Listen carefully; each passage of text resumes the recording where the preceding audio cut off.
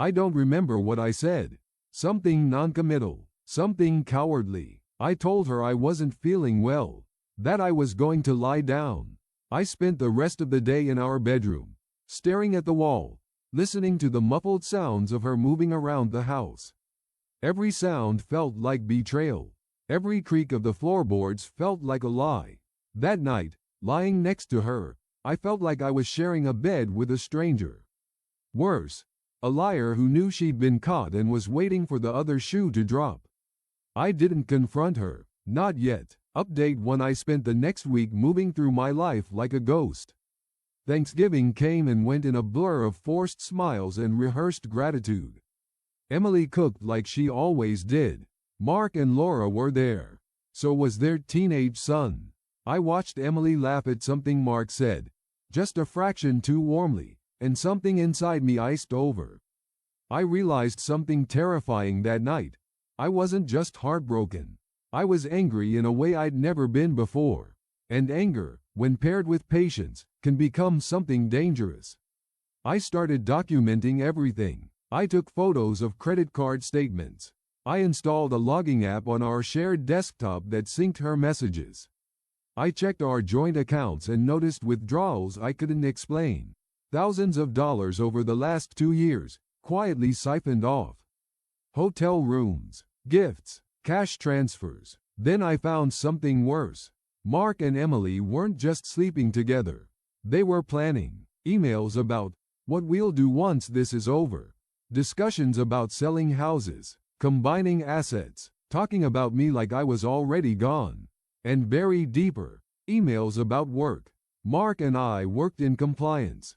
We had access to sensitive internal audits. He had been using Emily's consulting business as a shell to route payments from vendors we were supposed to be auditing. Kickbacks, fraud. I remember sitting in my car in the company parking lot one morning, gripping the steering wheel so hard my knuckles hurt, thinking, they didn't just break my heart. They made me complicit. That's when I knew I couldn't do this alone.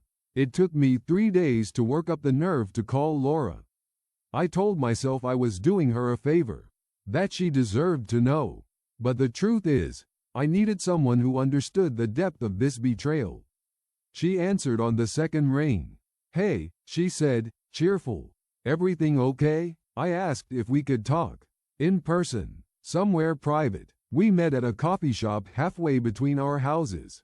It was cold, early December cold, the kind that seeps through your coat. Laura looked tired, thinner than I remembered. I didn't ease into it. I didn't have the energy. "I think Mark is having an affair with my wife," I said. She stared at me. For a long moment, she didn't say anything.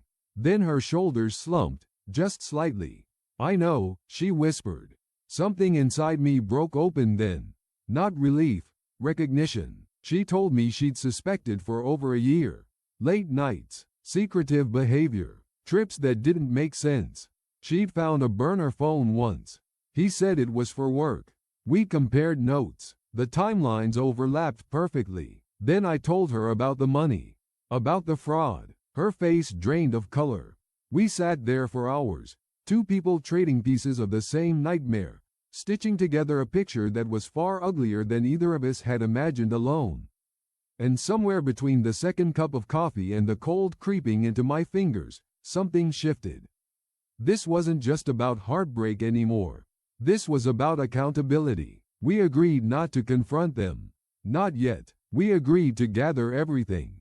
Screenshots, bank statements, emails, work documents. Laura hired a forensic accountant. I spoke to a lawyer quietly, carefully, making sure I didn't tip anyone off. There were moments, late at night, when I almost caved. When I wanted to scream, to demand explanations, to ask how 14 years could be thrown away so easily. But then I'd remember the emails, the planning, the way they laughed at us behind our backs.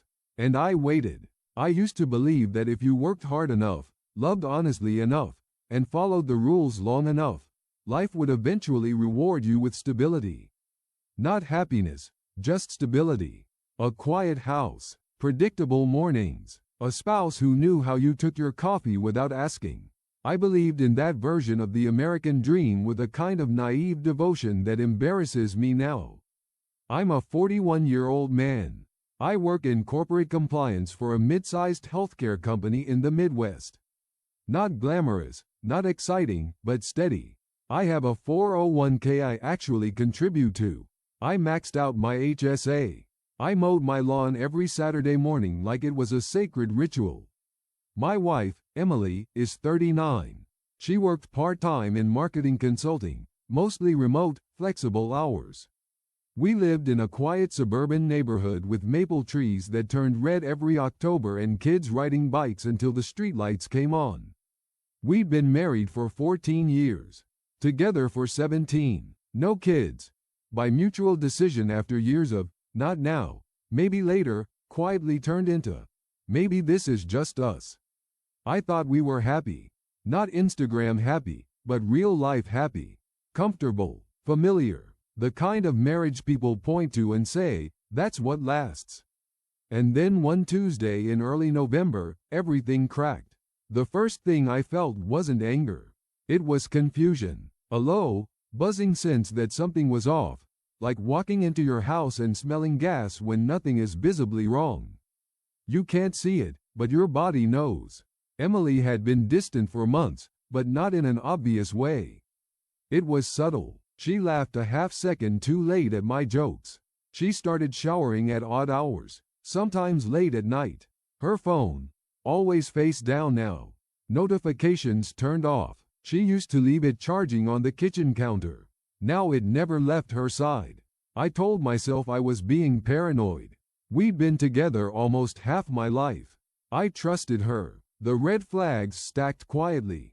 Credit card charges I didn't recognize, small at first. $42 at a wine bar downtown on a Tuesday afternoon when she told me she was on a Zoom call. $118 at a boutique hotel 20 minutes from our house. When I asked, casually, she said it was a client meeting. Marketing networking. I nodded. I didn't push. I started sleeping badly. I'd wake up at 3 a.m. and stare at the ceiling fan, listening to her breathe beside me, wondering when I'd started feeling lonely next to the person I loved most. The discovery itself wasn't dramatic. No lipstick on a collar. No walking in on anything. It was almost cruel how mundane it was. I came home early one Friday because my boss let us log off at noon before Thanksgiving week. The house was quiet. Emily's car was in the driveway. I remember thinking it was nice. Maybe we'd have lunch together.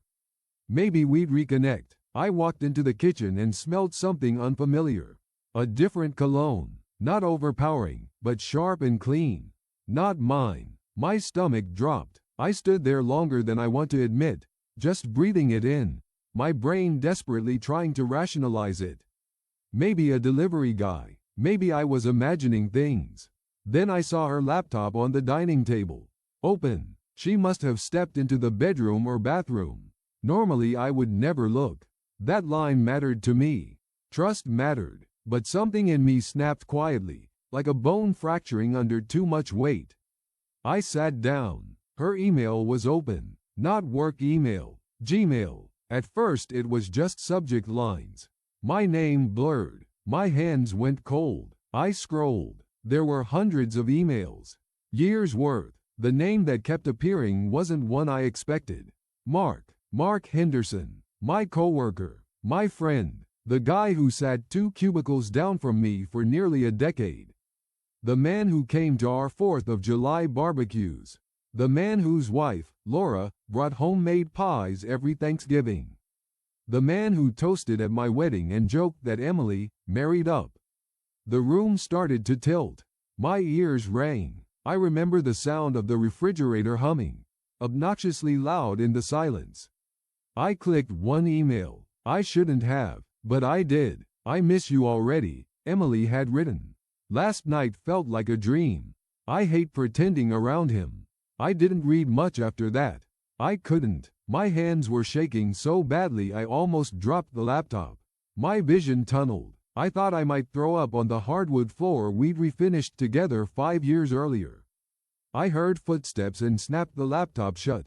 my heart pounding so hard it felt like it might break my ribs. Emily came into the room, smiling automatically, and then she saw my face. "What's wrong?" she asked. Update 2. The cold confrontation. We chose Christmas. It felt poetic in a dark way. Every year, our company hosted a formal holiday party at a downtown hotel ballroom. Spouses invited, executives present, speeches, open bar. It was the kind of event where reputations mattered. Laura and I coordinated quietly. Emily wore the red dress I once bought her for our 10th anniversary. Mark wore the suit I'd helped him pick out years earlier. I remember noticing how warm the room felt. The smell of pine from the decorations. The sound of clinking glasses and forced cheer. When it was time, Laura stood up first. She walked to the microphone with a folder in her hand. The room quieted, assuming she was part of the program. She smiled, tight, controlled. "I just want to thank everyone for being here," she said. "Especially my husband, Mark, and his partner, Emily, for showing me just how important honesty and integrity are, both personally and professionally." There was a murmur, confusion. Then she started reading emails, dates, dollar amounts, project names. I stood up then, my heart hammering, and added my voice. Calm, measured, cold. I watched Emily's face crumble in slow motion. Mark tried to interrupt. Security stepped in when Laura handed over copies of everything to HR and corporate counsel. No screaming, no tears, just facts. The room was silent except for the hum of the microphone.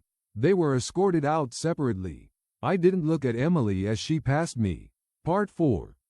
Final update. The fallout and new beginning. The aftermath was swift. Mark was fired within a week. An internal investigation turned into a federal one. Laura filed for divorce immediately. Their assets were frozen pending review. Emily tried to apologize, tried to explain. I didn't listen. I filed for divorce with a lawyer who didn't flinch at the evidence. The house was sold. The accounts split. She moved into a small apartment across town. Her consulting business collapsed under scrutiny. Socially, they vanished. Friends chose sides quietly. Invitations stopped coming. 6 months later, I'm living in a smaller place. It's quiet, too quiet sometimes, but when I wake up at 3 a.m. now, the ceiling fan doesn't mock me. I've learned something painful and necessary. Love isn't proven by how much you endure. It's proven by how much you refuse to accept being diminished. Betrayal doesn't destroy you. Staying after you know the truth does. I don't feel whole yet, but I feel honest, and for now, that's enough.